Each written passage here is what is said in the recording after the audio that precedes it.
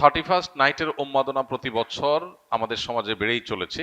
একজন মুসলিম হিসাবে আমাদের করণীয় কি? 31st নাইটের যে অপসংস্কৃতি এবং যে অনাচার সমূহ প্রতি বছর প্রত্যেকটা মসজিদের মেম্বার থেকে ওলামা একরাম মানুষকে সে বিষয়ে সতর্ক করে থাকেন। আমাদের দায়িত্বের অনেকগুলো জায়গা আছে। সবকিছুর আগে আমাদের যে করণীয় সেটি হলো আমাদের নিজেদের আগে অনুধাবন করতে হবে, গভীরভাবে উপলব্ধি করতে হবে যে 31st নাইটের এই কালচারের ক্ষতিকর দিকগুলো কি। একটা বিষয় তো পরিষ্কার, সেটা হলো আল্লাহ রাব্বুল আলামিন কোরআনে কারিমে সূরা হাশরে বলেছেন, ওয়ালা তাকুনু কাল্লাযীনা নাসুল্লাহা ফাআনসাহুম আনফুসাহুম, তোমরা সেই মানুষদের মতো হয়েও না যারা আত্মভোলা হয়ে গেছে। নিজের গন্তব্য, নিজের পরিণতি, পরিণাম, নিজের আত্মপরিচয় এগুলো যারা ভুলে গেছে, যারা উন্মাদনায় গা ভাসিয়ে দিয়েছে, যারা ভোগবাদে ডুবে গেছে, ডুবে গিয়ে তারা নিজেদের আল্লাহকে ভুলে বসে আছে। তো এই মানুষগুলোর মতো তোমরা হইও না। যারা আল্লাহকে ভুলে বসে থাকে, গাফেল হয়ে যায়, সে মানুষগুলো তাদেরকে আল্লাহ তাআলা আত্মভোলা করে দেয়। নিজের ভালো মন্দ সে বুঝে না, নিজের ধ্বংস নিজে ডেকে আনে। এই সমস্ত অপসংস্কৃতির মধ্যে যারা হাবুডুবু খাচ্ছে, সেই তারুণ্যকে বিশেষ করে বলতে চাই, তারা আল্লাহকে ভুলে গেছেন। আল্লাহর স্মরণ যদি কারোর থাকে, আল্লাহর প্রতি বিশ্বাস যদি কারোর থাকে, আল্লাহর চিন্তা যদি কারোর মধ্যে জাগরুক থাকে, তাহলে সে কখনো আত্মভোলা হয় না। তার ভালো মন্দ সে বুঝে। মানুষ নিজের ধ্বংস নিজে ডেকে আনে তখনই যখন সে আল্লাহকে ভুলে যায়। আল্লাহ বলেছেন, সে আল্লাহ ভোলা মানুষের মতো হয়েও না যারা আল্লাহ ভোলা হওয়ার কারণে আল্লাহ তাদেরকে নিজেদের ব্যাপারে আত্মভোলা করে দেয়। যে সমস্ত তরুণরা এই সমস্ত উন্মাদনায় লিপ্ত, তারা নিজেরাও জানে না তারা কিভাবে নিজেদের ধ্বংস ডেকে আনছে, নিজেদেরকে ক্ষতির মধ্যে ফেলছে, তাদের মাধ্যমে অন্য অনেককে ক্ষতিগ্রস্ত করছে। এই চিন্তাটুকু পর্যন্ত তাদের নাই, আত্মভোলা হয়ে গেছে। হিতাহিত জ্ঞান তাদের মধ্য থেকে দূর হয়ে গেছে, কারণ তারা আল্লাহকে ভুলেছিল।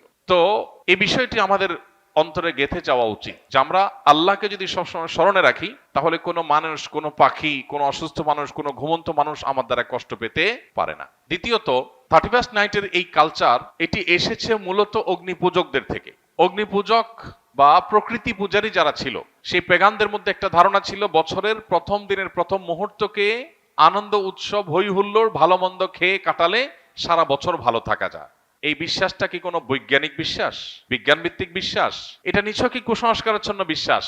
বছরের প্রথম দিন, প্রথম ক্ষণ ভালো খেলে, যদি ভালো কিছু ভোগ উপভোগের মধ্যে থাকলে যদি সারা বছর ভালো থাকা যায়, তাহলে প্রতিদিন সকালবেলা মানুষ ভালো খাইলে সারাদিন ভালো থাকবে। ব্যাপারটা কি সেরকম ঘটে? প্রিয় ভাইরা আমার, আমরা যারা নিজেদেরকে মুসলমান হিসেবে দাবি করি, আমাদের জন্য তো এই কালচারে গা ডুবাবার কোনো সুযোগই নেই। যে সমস্ত মানুষরা নিজেদেরকে তথাকথিত বিজ্ঞান মনস্ক বলে, তারা কোন যুক্তিতে, কোন চিন্তায় বছরের প্রথম মুহূর্তকে আনন্দ করে হই হুল্লোড় করে কাটায়? কি কারণে? কোন যৌক্তিক কারণ ছাড়া কেউ যদি হাসে, যৌক্তিক কোনো কারণ ছাড়া যদি কেউ কাঁদে, তাহলে তাকে আমরা বলি পাগল বা অসুস্থ, বিকৃত মস্তিষ্ক। হঠাৎ করে বছরের 365 রাতের মধ্যে একটি রাতে এসে 12টা 1 মিনিট আপনি আনন্দ করছেন, হই হুল্লোড় করছেন, আতশবাজি করছেন, পটকা ফুটাচ্ছেন, 12টা 1 মিনিট হওয়ার সাথে সাথে লাফালাফি শুরু করছেন। কারণটা কি? কি এমন হয়েছে যে আপনি লাফালাফি করছেন? অথচ তেমন কিছু হয়নি। হ্যাঁ, একটা নতুন বছর শুরু হয়েছে। এই বছরটা খ্রিস্টীয় বর্ষ, খ্রিস্টানদের ধর্ম সংশ্লিষ্ট একটা বছর শুরু হয়েছে। তো তাতে আপনার এত খুশি হওয়ার কি আছে? যদি বলেন যে নতুন বছর হলে আনন্দ উল্লাস করতে হয়, তো নতুন বছর তো আরো আছে, এটাতেই কেন শুধু আনন্দ উল্লাস করেন? তাছাড়া যার আগমন আপনার আনন্দের কারণ হয়, তার বিদায় তো বেদনার কারণ হওয়ার কথা। যে মুহূর্তকে ওয়েলকাম করে আপনি আনন্দিত হচ্ছেন, উল্লাস করছেন, সেটি নতুন একটি বছরের একটি মুহূর্ত। সেটা যদি আপনার আনন্দের কারণ হয়, তাহলে তার এক মুহূর্ত আগেই তো আরেকটি বছরের বিদায় ঘটেছে, তখন তো আপনি কাঁদেননি। যে আসলে আপনি খুশি হয়ে যাচ্ছেন, তার বিদায় তো আপনার ব্যথিত হওয়ার কথা, কিন্তু সেটা তো হচ্ছেন না। তাহলে বোঝা গেল এটা একটা অযৌক্তিক উৎসব, যে উৎসবের পেছনে কোনো লজিক্যাল গ্রাউন্ড নাই, কোনো যৌক্তিকতা নাই, হাসির কোনো কারণ নাই। এই উন্মাদনা, এটা কুসংস্কারাচ্ছন্ন বিশ্বাস থেকে আসছে। এই চিন্তা, এই ভাবনা আমাদের নিজেদেরকে আগে ভালো করে রপ্ত করতে হবে, এরপর আমাদের তরুণদেরকে বোঝাতে হবে।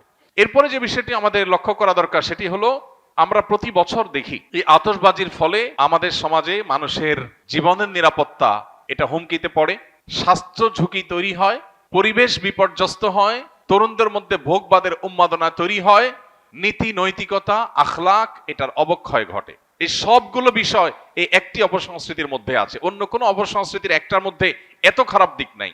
গত কয়েক বছর আগে প্লাস্টিকের কারখানায় আতশবাজির আগুন লাগার কারণে একজন নারী উদ্যোক্তা নিঃস্ব হয়েছেন, সব গণমাধ্যমে সংবাদ হয়েছে, কিন্তু আতশবাজি থামেনি।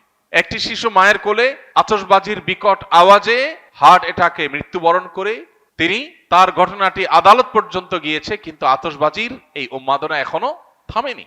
এরকম না জানা বহু ঘটনা ঘটছে। প্রতি বছর আমরা দেখতে পাই বিভিন্ন ভিডিও ফুটেজে যে বিভিন্ন জায়গায় অসংখ্য পাখি মরে পড়ে আছে। কারণ আতশবাজির যে ধোঁয়া, এই ধোঁয়া এতটা বিষাক্ত যে এ বিষয়ে বিশেষজ্ঞগণ বলেন যে পার্টিকুলেট ম্যাটারের পরিমাণ আকাশে সাধারণত যা থাকে তার চেয়ে কয়েক গুণ বেড়ে যায় আতশবাজির আগুনের ফলে। এর কারণে বৃদ্ধ, শিশু, শ্বাসকষ্টে ভোগা রোগীরা যারা আছেন, এটা তাদের জন্য অনেকটা নীরব ঘাতকের মতো ভূমিকা আসে এবং তাদের জীবনকে ধ্বংসের দিকে নিয়ে যায়। ঠিক একইভাবে এই বিকট আওয়াজের কারণে মানুষের কানের যে সহ্য ক্ষমতা আছে সেটার চাইতে বেশ খানিকটা বেশি আওয়াজ তৈরি হওয়ার কারণে এর ফলে মানুষের হার্ট অ্যাটাকের সম্ভাবনা তৈরি হয়, অসুস্থ মানুষদের আরো অসুস্থ হওয়ার, মৃত্যুর মুখে ঢলে পড়ার আশঙ্কা তৈরি হয়। পশু পাখি, বিশেষ করে ছোট ছোট পাখিগুলো যেগুলো আছে সেগুলো মৃত্যুর কারণ হয় হার্ট অ্যাটাকের কারণে।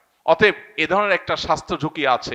ঢাকা শহর, চিটাং শহর সহ গোটা বাংলাদেশের সব শহরগুলো প্রায় বৈদ্যুতিক তারের যে জাল, সে জালের নিচে মাথার উপরে বৈদ্যুতিক তারের বিশাল বেছানো জাল যে শহরে আছে, সেই শহরে আতশবাজির আগুন যদি কোনো জালের উপরে গিয়ে পড়ে, সেখানে শত শত মানুষ পুড়ে ছাই হওয়াটাও অস্বাভাবিক কোনো বিষয় নয়। তো এই পরিমাণ স্বাস্থ্য ঝুঁকি যেখানে আছে, পরিবেশের বিপর্যয় যেখানে আছে, যেখানে আরো নানাবিধ ক্ষতি আমাদের নিহিত আছে, তরুণ প্রজন্ম তাদের অনেকে এই রাতে মাদকের দিকে হাত বাড়ায়। যে পরিমাণ মাদকের ছড়াছড়ি এই রাতে হয়, সারা বছরে অন্য কোনো রাতে এত বেশি মাদকের ছড়াছড়ি হয় না। তাহলে মাদকের ছড়াছড়ি বলুন, অশ্লীলতা বলুন, বেহায়াপনা বলুন, অপচয় বলুন, উন্মাদনা বলুন, তারুণ্যের মধ্যে বিশৃঙ্খলা ভাব বলুন, এই সবগুলো আমাদের সমাজের বিপর্যয় ডেকে আনে।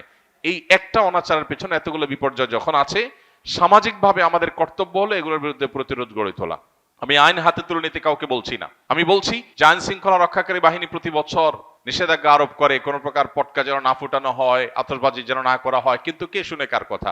অতএব বাড়িওয়ালারা যদি তাদের ছাদগুলো বন্ধ করে রাখেন, বাবা মারা যদি তাদের সন্তানদেরকে বোঝান, এবং তরুণরা যদি তারা সংঘবদ্ধ হয়ে বিপদগামী তরুণদেরকে বোঝান, কাউন্সেলিং করেন দলে দলে, তারা যদি সমাজে অনাচার বন্ধের জন্য উদ্যোগ নেন, আইন শৃঙ্খলা রক্ষাকারী বাহিনীর ভাইদেরকে সহযোগিতা করেন, তাহলে সেক্ষেত্রে হয়তো সমাজে এই অনাচার থামতে পারে। আমরা আমাদের কাজ করে যাব, হ্যামিলনের বাসিওয়ালার মতো সতর্ক করে দেওয়া, মানুষকে সজাগ করা, এই কাজটা ওলামায়ে কেরাম করছেন, করবেন।